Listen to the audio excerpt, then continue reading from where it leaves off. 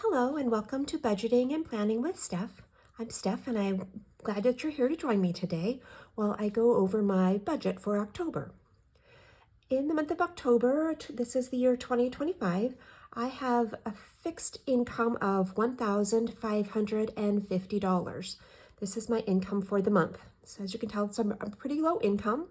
I do live with a partner. We don't share money, but he pays the mortgage. The mortgage is in his name, and I take care of our utilities.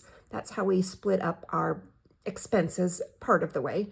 So at the top of my sheet here, you will see my fixed expenses for those utilities. Well, the first one's not a utility, but I pay for a car wash service. It's my power bill, my internet bill with Sparklight. Verizon is our cell phone. The city is our water, sewer, and trash. I have Intermountain Gas for the natural gas in our home. And then I have my only debt is a student loan payment that I pay to Advantage every month. So I pay approximately $60 for the car wash, $56 for Idaho Power. That is, I am on level pay, so I pay $56 every month for that year round. My spark plug bill doesn't change much. I've got it down as 76. It's a little less than that.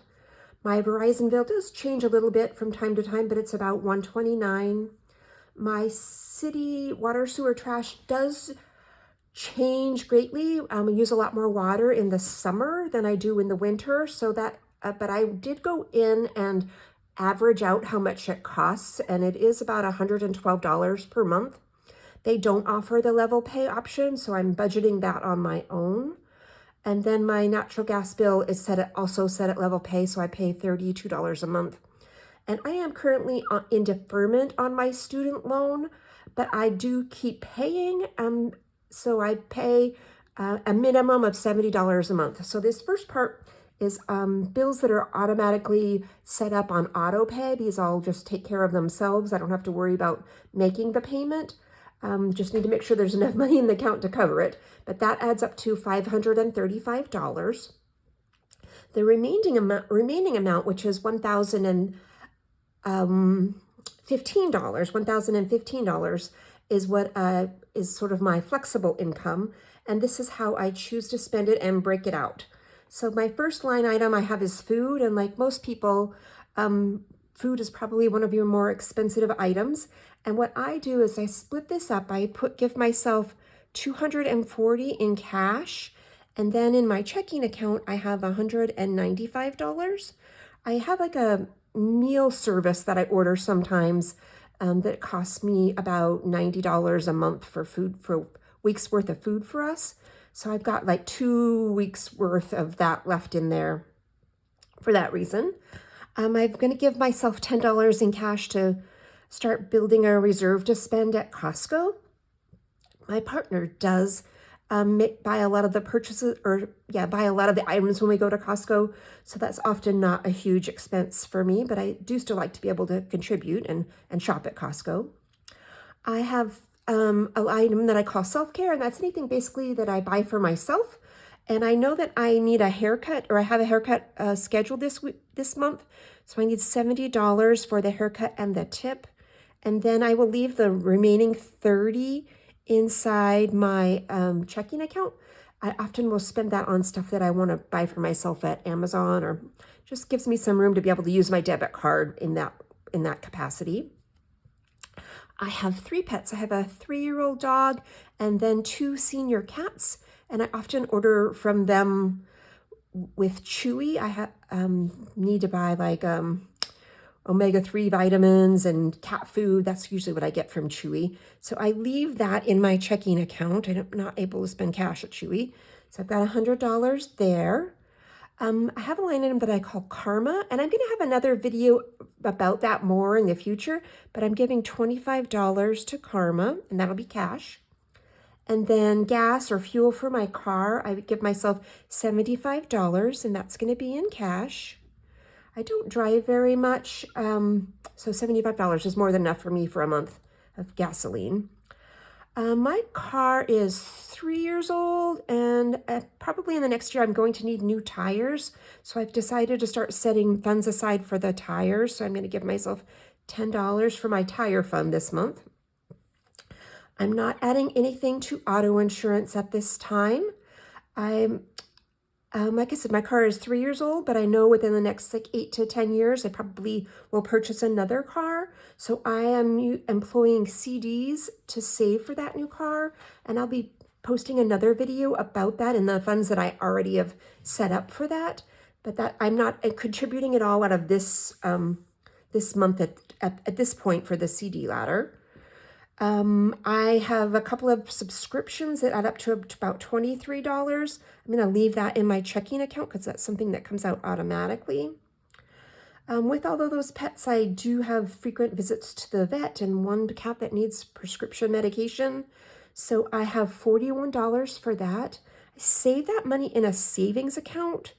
I'm going to move that over here to the savings account. And then I have gifts. This is where my general category for like Christmas gifts, birthday gifts, that sort of thing. I'm saving for those types of gifts in cash. So I'm going to put $30 down for cash. Health, I also move into my savings account. So I have $125 to pay for medical expenses that my insurance doesn't cover.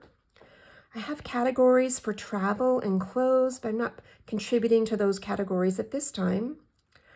I have several side hustles that are not included in the income up here, the $1,550.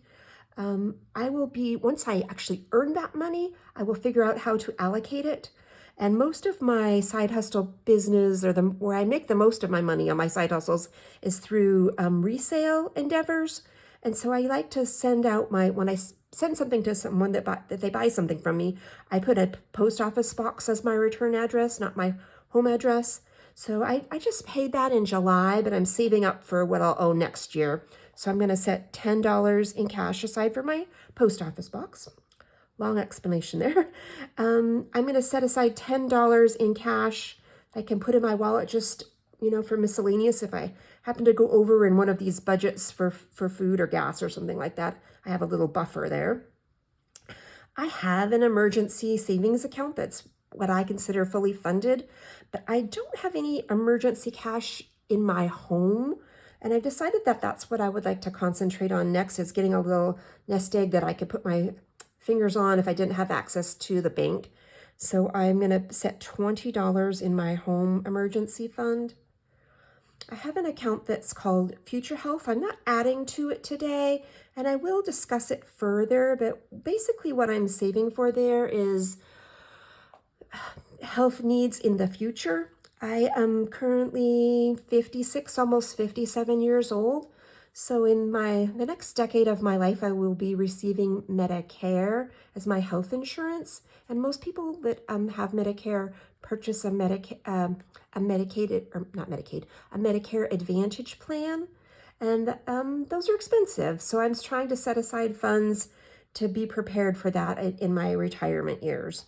So I'm not adding anything to that right now, but I do have a savings account for future Medicare Advantage needs. And then I wear contact lenses. I'm adding a big whopping $1 to my fund to purchase contact lenses next year. I do need to beef that up. I also have a category for electronics, and by that I mean I want to start saving to purchase a new cell phone, if something happens to my laptop, or those sorts of things. So this altogether totals up to $501 that I need in cash. These funds will stay in my checking account. That's where I have them now.